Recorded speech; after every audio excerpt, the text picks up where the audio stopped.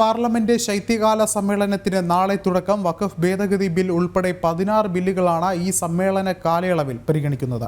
സമ്മേളനത്തിന് മുന്നോടിയായി സ്പീക്കർ ഓം ബിർളയുടെ നേതൃത്വത്തിൽ സർവകക്ഷി യോഗം പാർലമെന്റിൽ ചേർന്നു. യോഗത്തിൽ വഖഫ് ബില്ലിനെ മുസ്ലിം ലീഗ് എതിർത്തു. മണിപ്പൂർ സംഘർഷം ചർച്ച ചെയ്യണമെന്ന് കോൺഗ്രസും ആവശ്യപ്പെട്ടു. ഗൗതം അനന്തനാരായണൻ ചേർന്നുണ്ട് ഡൽഹിയിൽ നിന്നും. ഗൗതം, എന്താണ് ഏറ്റവും പുതിയ വിവരങ്ങൾ? വിഷ്ണു, നാളെ മുതൽ ഡിസംബർ 20 വരെയാണ് പാർലമെന്റിന്റെ ശൈത്യകാല സമ്മേളനം നടക്കുന്നത്.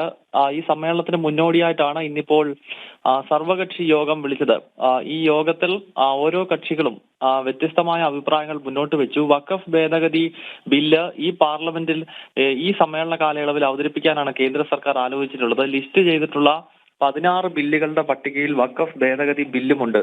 ഈ ബില്ലിനുമേൽ മുസ്ലിം ലീഗ് ഇന്നത്തെ സർവകക്ഷി യോഗത്തിൽ എതിർപ്പ് അറിയിച്ചിട്ടുണ്ട്. അതേസമയം കോൺഗ്രസ് ആകട്ടെ മണിപ്പൂർ ഉൾപ്പെടെയുള്ള വിഷയങ്ങൾ, അദാനിക്കെതിരായിട്ടുള്ള കേസും മണിപ്പൂർ വിഷയവും ചർച്ച ചെയ്യണമെന്നാണ് ഇന്നത്തെ യോഗത്തിനകത്ത് ആവശ്യപ്പെട്ടിരിക്കുന്നത്. നാളെ മുതൽ ഡിസംബർ 20 വരെ നടക്കുന്ന പാർലമെന്റിന്റെ ശൈത്യകാല സമ്മേളനം വിവിധ വിഷയങ്ങളാൽ പ്രക്ഷുബ്ധമാകുമെന്ന കാര്യത്തിൽ സംശയമില്ല. പ്രത്യേകിച്ച് അദാനി വിഷയം, മണിപ്പൂർ ഉൾപ്പെടെയുള്ള പ്രശ്നങ്ങൾ ചൂണ്ടിക്കാണിച്ചുകൊണ്ട് സഭാ നടപടികൾ ബോധപൂർവം തടസ്സപ്പെടുത്താനുള്ള ഒരു ശ്രമം ഇന്ത്യ മുന്നണിയുടെ ഭാഗത്ത് നിന്നുണ്ടാകും. അതേസമയം മഹാരാഷ്ട്രയിലെ തിളക്കമാർന്ന വിജയം, അതുപോലെ തന്നെ രാജ്യത്ത് നടന്ന ഉപതെരഞ്ഞെടുപ്പുകളിലെ വിജയം, ഇതെല്ലാം കേന്ദ്ര സർക്കാരിന് ആത്മവിശ്വാസം നൽകുന്നുണ്ട്. ഒപ്പം ഹരിയാന തെരഞ്ഞെടുപ്പിന്റെ വിജയവുമെല്ലാം കേന്ദ്രത്തിന് ആത്മവിശ്വാസം നൽകുന്ന ഘടകമാണ്. എങ്കിലും ഈ തെരഞ്ഞെടുപ്പ് പരാജയത്തിന്റെ വിഷയങ്ങൾ മറച്ചു പിടിക്കുന്നതിനായി മറ്റു വിഷയങ്ങൾ ഉയർത്തിപ്പിടിച്ച് സഭാ നടപടികൾ പ്രക്ഷുബ്ധമാകാനുള്ള സാധ്യതയാണ് മുന്നിൽ കാണുന്നത്. വിഷ്ണു, ശരി, ഗൗതമാണ് വിവരങ്ങൾ നൽകിയത്.